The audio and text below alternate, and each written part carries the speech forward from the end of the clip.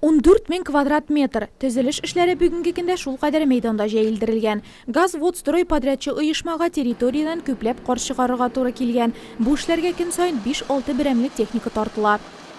Дорожки беговые вокруг ядра поля.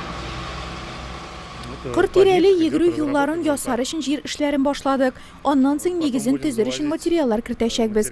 Йөгерү юллары 2 катлы булачак, резинадан түшәләчәк. Монда бутсылар белән йөгереп була. 100 метрга йөгерү һәм башка төрле җитди ярышлар уздырырга мөмкин. Которая позволяет бегать.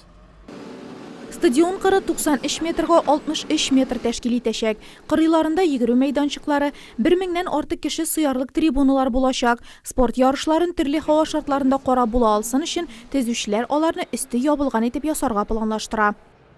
Якын киләчәктә биредә йөгерү юллары барлыкка килүен күз алдына да китереп булмый. Ләкин сентябрь аенда ук инде монда Нурлатның яшь спортчылары шөгыльләнә башлар дип көтелә. Һәм аларның ымтыласы үрләре дә бар. Алда безне футбол буенча дөнья чемпионаты һәм конфедерацияләр кубогы көтә. Проект буенча стадион территориясен төзекләндерүдә каралган. Яшеллек, ял итү урыннары, балаларга уйнау участоклары да булыр дип көтелә. Эш башланды гына, әмма Нурлатлылар бүген үк инде яңа стадионга сөенә. Лично я рада, что началась стройка этого стадиона, потому что изначально это место вообще пустовало. И будет где детям заниматься. Рада, что там начали строить стадион.